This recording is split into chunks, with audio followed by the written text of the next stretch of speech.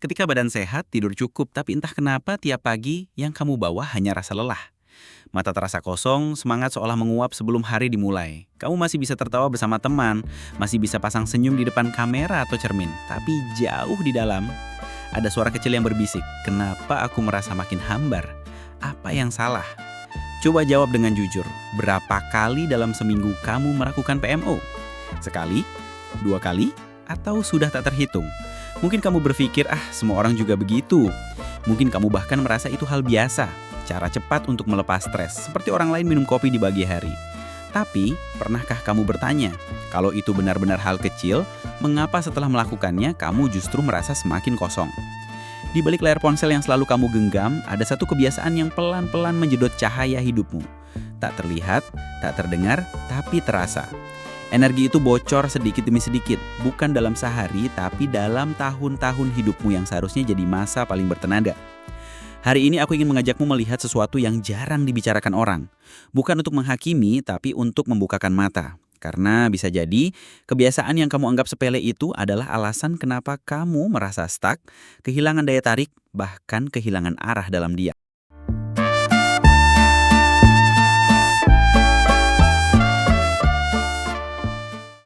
Pernahkah kamu merasa sulit berhenti meski sudah berjanji pada diri sendiri?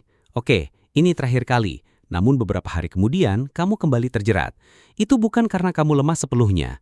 Itu karena otakmu sedang bermain curang.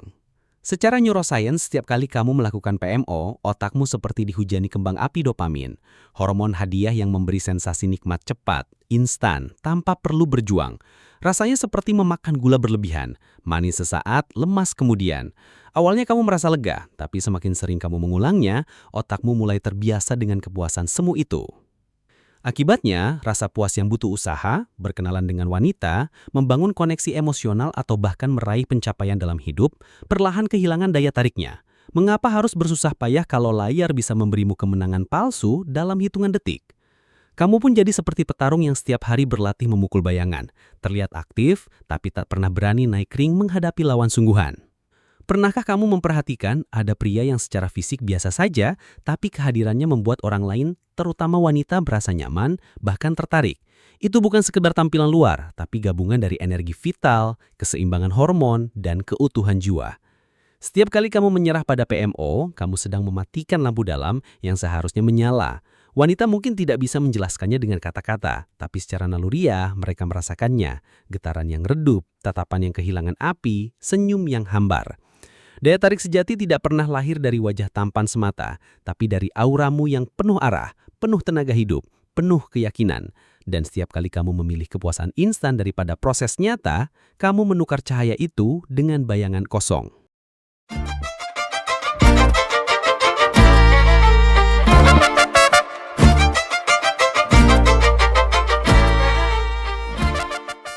Para filsuf Stoik ratusan tahun lalu sudah mengingatkan, manusia bebas hanyalah dia yang mampu menguasai dirinya sendiri.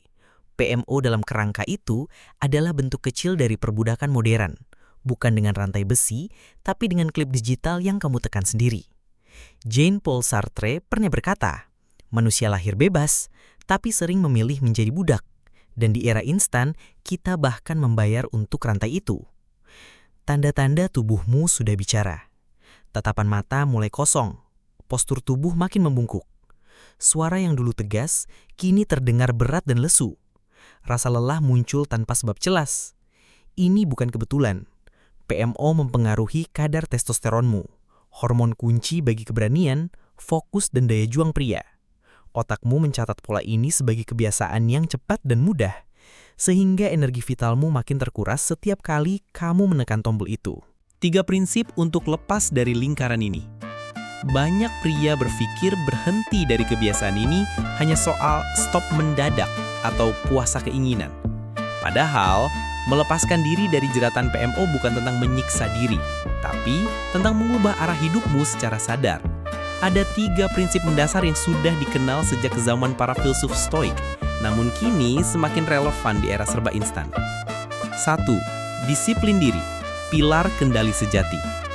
Disiplin sering disalahartikan sebagai pengekangan ekstrim, menahan diri dengan siksaan. Padahal, disiplin sejati adalah kemerdekaan yang lahir dari pilihan sadar. Epictetus pernah berkata, tak ada manusia yang benar-benar bebas jika ia belum mampu menaklukkan dirinya sendiri. Coba bayangkan, setiap kali dorongan itu datang, kamu punya dua jalan.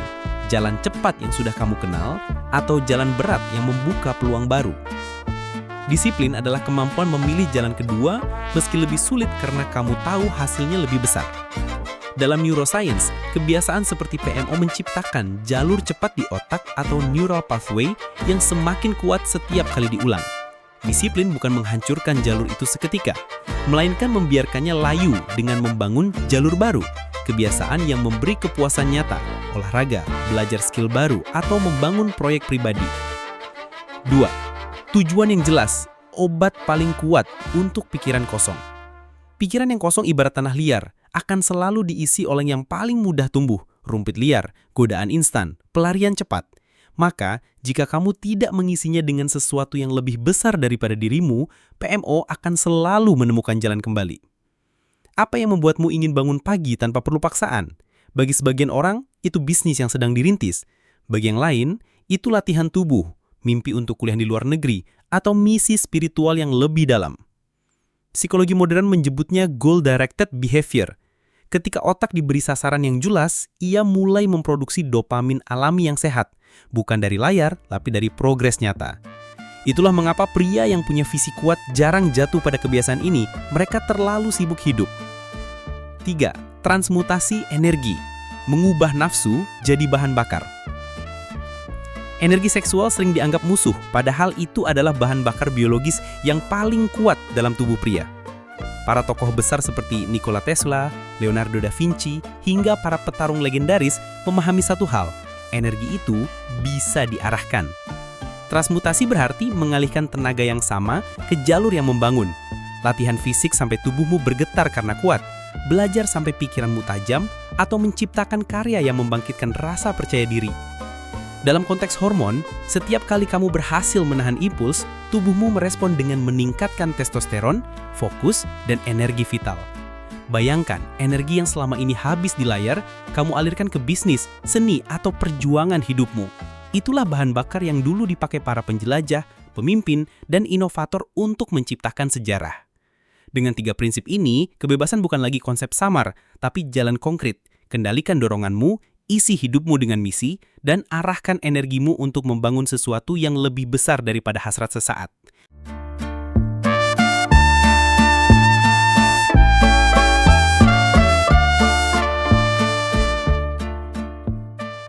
Bayangkan pagi tanpa rasa bersalah. Kamu bangun dengan kepala jernih, fokus tajam seperti mata elang, dada terasa lapang, dan langkahmu ringan. Tak ada lagi rasa terburu-buru untuk menutup layar sebelum fajar. Tak ada lagi suara batin yang berbisit, kenapa aku mengulanginya lagi? Kepercayaan dirimu bukan hasil topeng atau latihan pura-pura.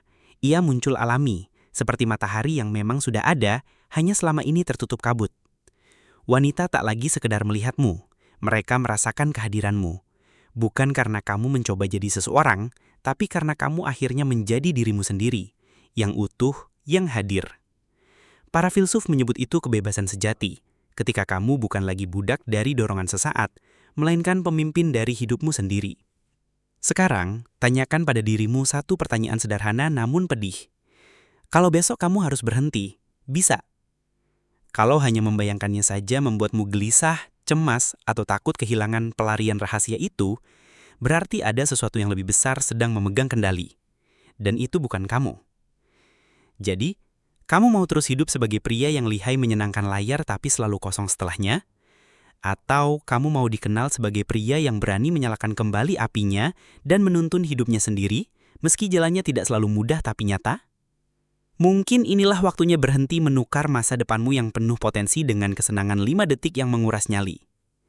Ingat, sejarah tidak pernah ditulis oleh mereka yang tunduk pada fantasi, tapi oleh mereka yang menaklukkan dirinya sendiri.